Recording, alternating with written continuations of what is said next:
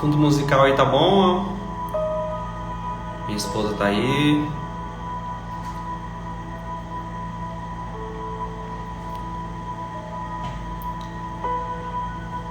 Vamos lá, vamos lá.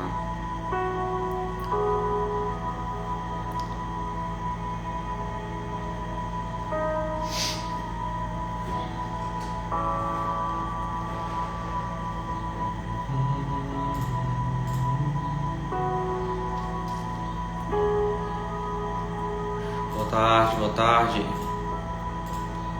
Isso aqui é uma live aqui, uma live aleatória.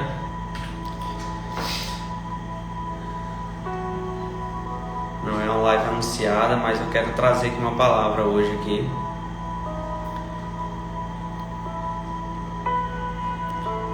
Quero trazer aqui o Salmo 104. 104.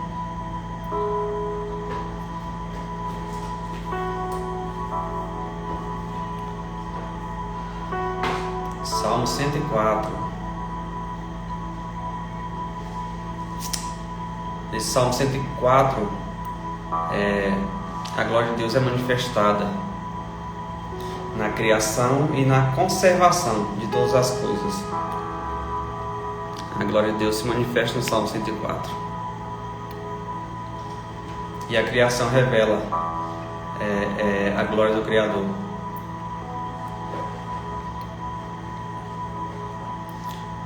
A natureza revela a glória de Deus. E tudo que Deus criou é natural. Já no artificial é a glória do homem, o homem que criou. Por exemplo, celular, computador, esses são a glória do homem.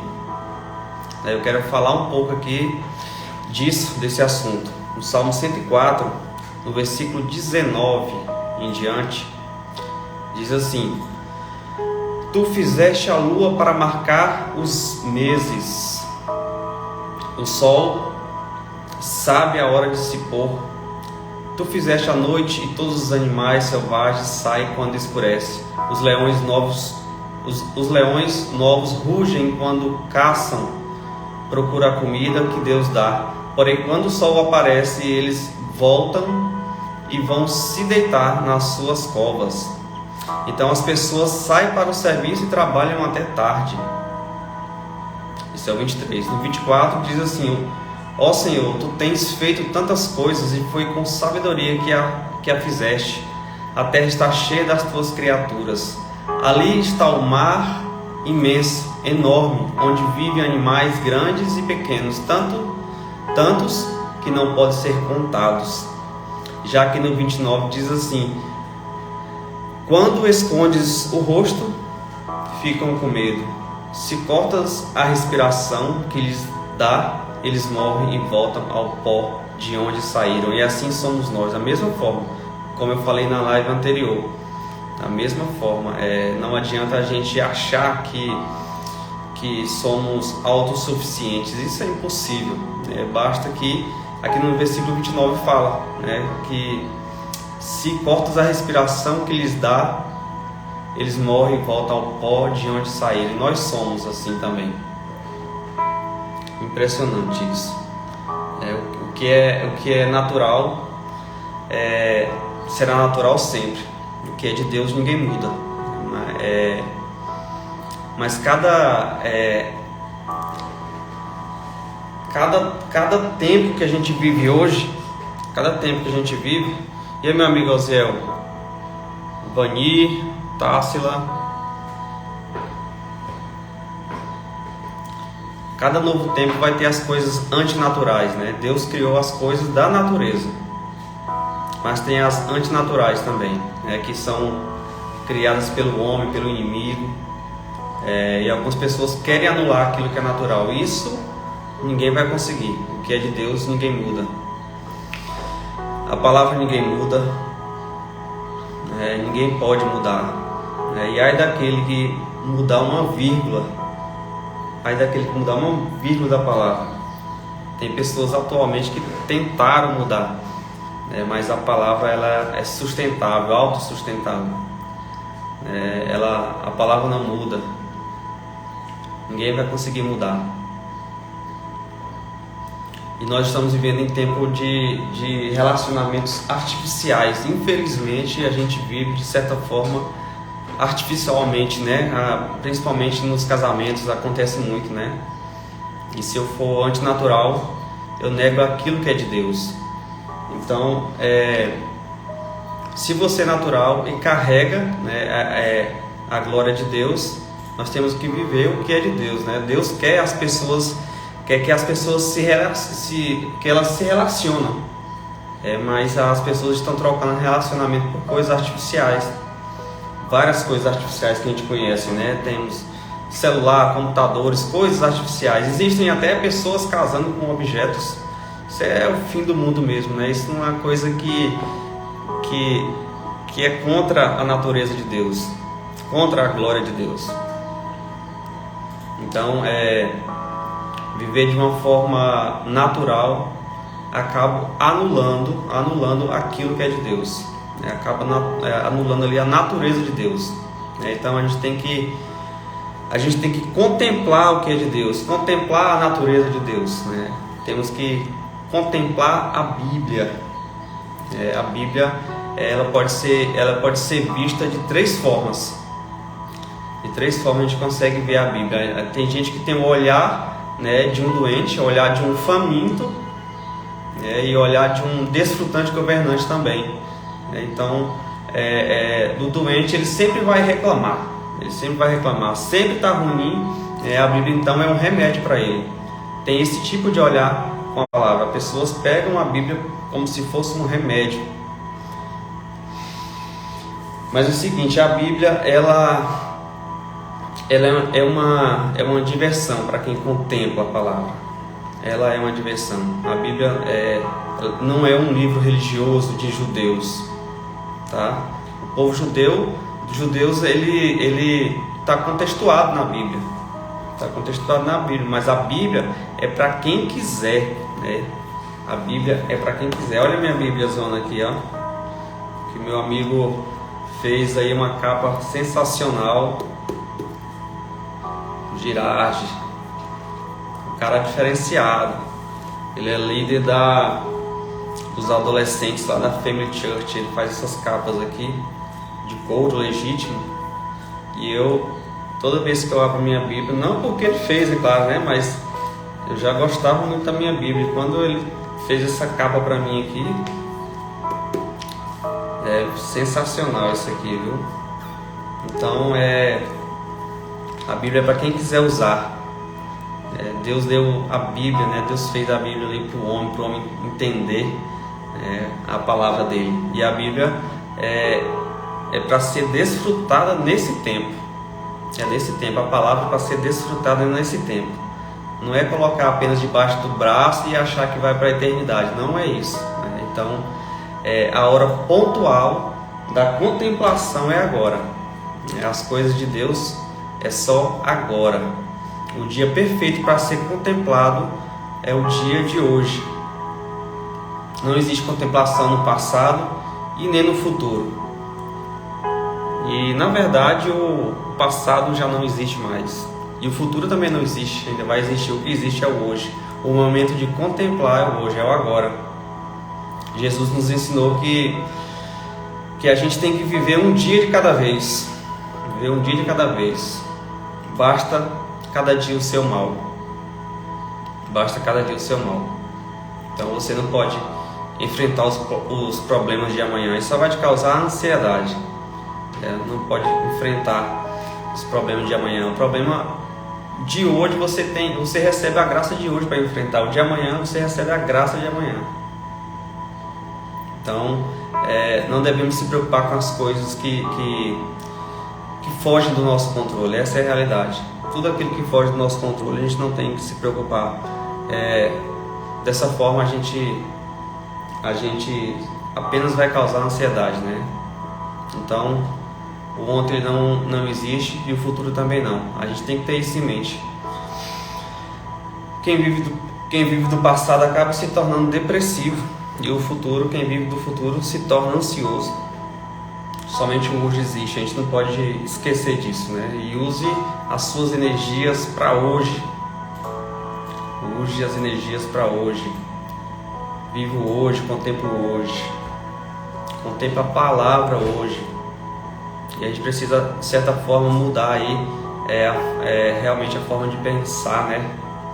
Estou lendo agora aqui o livro Metanoia. Esse livro aqui, ó, do J.B. Carvalho. Estava lendo ele ainda agora. Pensa no livro diferenciado. Em poucas páginas aqui já tenho mudado várias formas de pensar aqui. Cada página é um ensinamento, né? Muito interessante. Metanoia, ele é uma mudança de mentalidade. Uma mentalidade continuada e sustentada. É uma que faz completamente assim, um sentido e ela é sustentada. Ela não muda. Seria ali a expansão da consciência. É um rompimento de pensamentos. Ele se estende além dos limites do universo físico que a gente conhece. Interessante. A gente precisa ter fé. Sem fé é impossível agradar a Deus. Nós já sabemos disso. E sem a santidade? Sem a santidade, ninguém verá a face de Deus. Então, e a vida é assim, sua realidade interior vai definir a sua realidade exterior. Então, sempre que há mudança em seu mundo interior, seu mundo exterior também se transforma. E é isso que acontece. Jesus nos ensina que a porta da mudança ela só pode ser aberta pelo lado de dentro. E nosso foco deve ser Jesus. É interessante isso, que a porta da mudança ela só é aberta pelo lado de dentro. E tem muita gente falando o tempo todo do diabo. Na minha casa isso é até proibido. A minha esposa, a gente já até conversou sobre isso, que a gente não quer que fale essa palavra lá dentro. Então, tem muita gente o tempo todo falando disso. Olha, Jesus enviou os discípulos de dois em dois. Ele enviou dizendo: diga às pessoas que se arrependam, pois o reino de Deus está próximo. Só para vocês verem sobre isso que eu estou falando, que as pessoas focam muito no diabo e esquecem do principal, que é Deus. Jesus, quando ele enviou esses discípulos de dois em dois, falando isso, e disse: limpai os leprosos, expulsai os demônios, curai os enfermos e ressuscitai os mortos. Jesus disse isso e eles foram. E eles voltaram. Quando eles voltaram ali, eles fizeram ali um relatório. Do que aconteceu. E aí eles estavam ali maravilhados com tudo que tinha acontecido, E eles disseram: mestre, até os demônios se nos submetem em seu nome. E Jesus,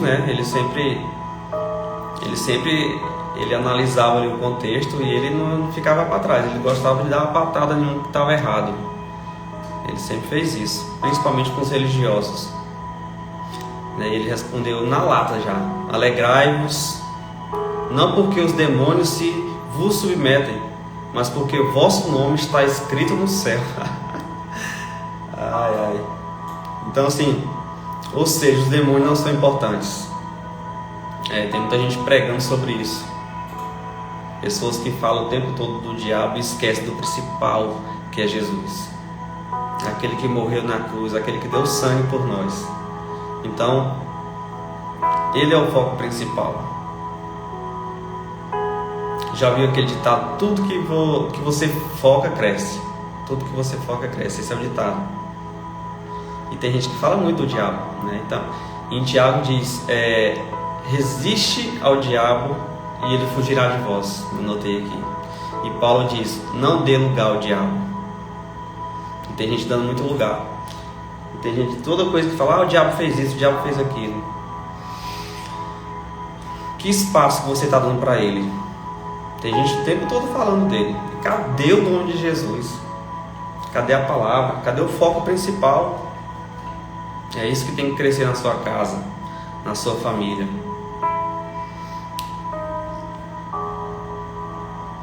Eu devo cuidar do que é importante. A palavra que é importante. A minha família que é importante. E a minha família é meu principal ministério. Eu, como pai, sacerdote da minha casa, eu tenho a minha família como meu principal ministério. A minha vida com Deus não tem negociação, né? O propósito que Ele tem na minha vida ninguém pode mudar. Somente eu mesmo. Somente eu mesmo. E às vezes eu acabo mudando o meu propósito, deixando de seguir, de conquistar meu propósito por causa dos meus pecados, que é a única coisa que me afasta de Deus. A única coisa que me afasta de Deus são os meus pecados. O poeta Mário Quintana disse: o segredo não é correr atrás das borboletas, é cuidar do jardim para que elas venham até você. Do que você está cuidando? Eu preciso cuidar da minha casa, preciso levar a palavra para minha casa. Onde eu for, tenho que levar a palavra. Isso é cuidar do meu jardim. E quando eu cuido do que é de Deus, o que é dele vem até mim. Vou atrair tudo que vem de Deus para minha vida. Tudo que Ele tem, e o que Ele tem é o melhor. Deus sempre tem o melhor para cada um de nós. Então, meu foco tem que ser Ele. Não são as coisas desse mundo, não são as crenças limitantes que tem, porque muita coisa que impede da gente alcançar nosso propósito são as crenças limitantes, lá da infância. E o seu propósito está justamente lá naquele lugar que você mais é bloqueado. O meu é isso. E eu tenho percebido que de várias pessoas é isso também. Está justamente lá onde você é bloqueado. Tem muita gente que acredita mais na conspiração do mal do que no poder de Jesus. Então a gente deve nos esforçar, a gente deve se esforçar, né, para voltar os nossos olhos para o Senhor.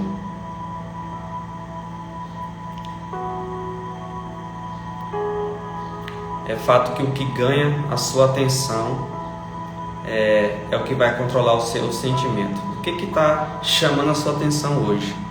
Isso é o que vai controlar seus sentimentos. Isso é o que controla o nosso sentimento. E eu quero muito profetizar sobre a sua casa, sobre a sua família. Eu quero declarar, e declaro a partir de agora, que cadeias serão quebradas, que todo o bloqueio será quebrado, todas as suas dificuldades cairão por terra. Em nome de Jesus, eu declaro que as bênçãos do céu serão derramadas sobre a sua casa, que os céus se abram sobre a sua casa, que casamentos sejam restaurados, que a sua família enxergue a verdade, que não sejam convencidos por mentiras, por crenças limitantes. Eu creio que a palavra do Senhor vai trazer ali uma restauração sobre a sua vida, sobre a sua casa, sobre o seu ministério, que é o principal, que é a sua família. Eu declaro que em nome de Jesus, que o sangue do nosso Senhor Jesus, que foi derramado na cruz do Calvário, que ele não seja em vão, né? Que ele venha realmente purificar a sua família, a sua casa. Que a sua família seja blindada pelo Espírito Santo, consagrada ao Senhor. Em nome de Jesus eu declaro bênçãos sem medida sobre a sua casa, sobre a sua vida, sobre o seu trabalho, e que tudo aquilo que está te prendendo de alcançar o propósito, que caia por terra agora em nome de Jesus. Eu declaro que vocês tenham uma semana abençoada, uma semana de vitória, uma semana da graça do Senhor, que é infinita. Que a gente possa comemorar o nascimento de Jesus, Não tem a ver com Papai Noel. Papai Noel não tem nada a ver com isso. O pastor Neto falou isso ontem. Não tem nada a ver com isso. O que tem a ver é o Senhor Jesus. É Ele que tem autoridade sobre o céu e sobre a terra. Ele que recebeu autoridade. Ele que morreu por nós. Não foi Papai Noel que morreu por nós. Jesus que morreu por nós. Ele morreu como um cordeiro mudo, sem precisar, sem merecer, mas Ele morreu porque Ele nos amou primeiro. Que o nome dele seja glorificado. Somente Ele é digno de toda honra, toda glória, todo louvor e toda adoração. Deus abençoe a sua família, a sua casa. Em nome de Jesus. Amém.